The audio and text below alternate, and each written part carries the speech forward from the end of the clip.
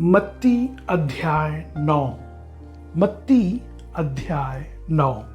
फिर वह नाव पर चढ़कर पार गया और अपने नगर में आया, और देखो, कई लोग लकवा के एक रोगी को खाट पर रखकर उसके पास लाए। यीशु ने उनका विश्वास देखकर उस लकवे के रोगी से कहा, हे पुत्र, ढाढ़स बांध, तेरे पाप क्षमा हुए। इस पर कई शास्त्रियों ने सोचा, यह तो परमेश्वर की निंदा करता है। यीशु ने उनकी मन की बातें जानकर कहा, तुम लोग अपने अपने मन में बुरा विचार क्यों कर रहे हो? सहज क्या है, यह कहना तेरे पाप क्षमा हुए, या यह कहना उठ और चल फिर? परंतु इसलिए कि तुम जान लो कि मनुष्य के पुत्र को पृथ्वी पर पाप क्षमा करने का अधिकार है। तब उसने लकवे के रोगी से कहा, उठ, अपनी खाट उठा और अपने घर चला जा। वह उठकर अपने घर चला गया। लोग यह देखकर डर गए और परमेश्वर की महिमा करने लगे, जिसने मनुष्य को ऐसा अधिकार दिया है। वहां से आगे बढ़कर यीशु ने मत्ती नामक एक मनुष्य को महसूल की चौकी पर बैठे देखा और उससे कहा, मेरे पीछे हो ले। वह उठकर उसके पीछे हो लिया। जब वह घर में भोजन करने के लिए बैठा तो बहुत से महसूल लेने वाले और पापी आकर यीशु और उसके चेलों के साथ खाने बैठे। यह देखकर फरीसियों ने उसके चेलों से कहा, तुम्हारा गुरु महसूल लेने वालों और पापियों के साथ क्यों खाता है? यह सुनकर यीशु ने उनसे कहा, वैद्य भले चंगों के लिए नहीं परंतु बीमारों के लिए आवश्यक है। इसलिए तुम जाकर इसका अर्थ सीख लो। मैं बलिदान नहीं परंतु दया चाहता हूं, क्योंकि मैं धर्मियों को नहीं परंतु पापियों को बुलाने आया हूं। तब यूहन्ना के चेलों ने उसके पास आकर कहा, क्या कारण है कि हम और फरीसी इतना उपवास करते हैं, पर तेरे चेले उपवास नहीं करते? यीशु ने उनसे कहा, क्या बाराती जब तक दुल्हा उनके साथ है शोक कर सकते हैं? पर वे दिन आएंगे जब दुल्हा उनसे अलग किया जाएगा, उस समय वे उपवास करेंगे। कोरे कपड़े का कोई पैबंद पुराने वस्त्र पर कोई नहीं लगाता, क्योंकि वह पैबंद उस वस्त्र से कुछ और खींच लेता है और वह अधिक फट जाता है।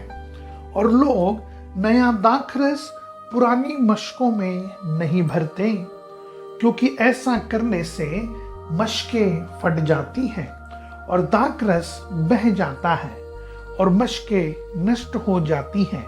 परंतु नया दाखरस नई मशकों में भरते हैं और वे दोनों बचे रहते हैं। यह उनसे ये बातें कह ही रहा था कि देखो, एक सरदार ने आकर उसे प्रणाम किया और कहा, मेरी पुत्री अभी मरी है, परंतु चलकर अपना हाथ उस पर रख तो वह जीवित हो जाएगी। यीशु उठकर अपने चेलों समेत उसके पीछे हो लिया। और देखो, एक स्त्री ने जिसको 12 वर्ष से लहू बहने का रोग था, पीछे से आकर उसके वस्त्र के आंचल को छू लिया, क्योंकि वह अपने मन में कहती थी, यदि मैं उसके वस्त्र ही को छू लूंगी तो चंगी हो जाऊंगी।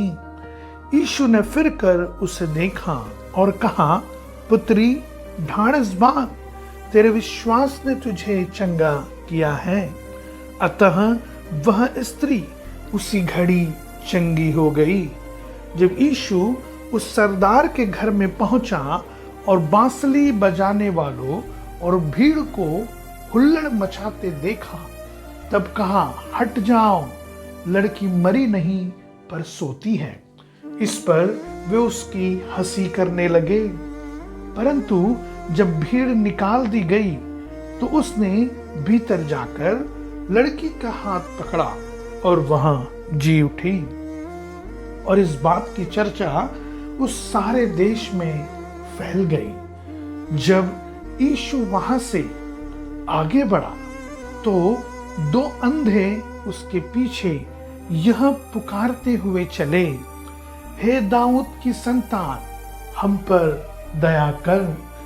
जब वह घर में पहुंचा तो वे अंधे उसके पास आए और यीशु ने उनसे कहा, क्या तुम्हें विश्वास है कि मैं यह कर सकता हूं? उन्होंने उससे कहा, हाँ प्रभु। तब उसने उनकी आंखें छूकर कहा, तुम्हारे विश्वास के अनुसार तुम्हारे लिए हो। और उनकी आंखें खुल गई। यीशु ने उन्हें चिताकर कहा, सावधान, कोई इस बात को न जाने। पर उन्होंने निकलकर सारे देश में उसका यश फैला दिया। जब वे बाहर जा रहे थे तो देखो, लोग एक गूंगे को जिसमें दुष्टात्मा थी उसके पास लाए। और जब दुष्टात्मा निकाल दी गई तो गूंगा बोलने लगा। इस पर भीड़ ने अचंभा करके कहा, इज़राइल में ऐसा कभी नहीं देखा गया। परंतु फरीसियों ने कहा, यह तो दुष्टात्माओं के सरदार की सहायता से दुष्टात्माओं को निकालता है।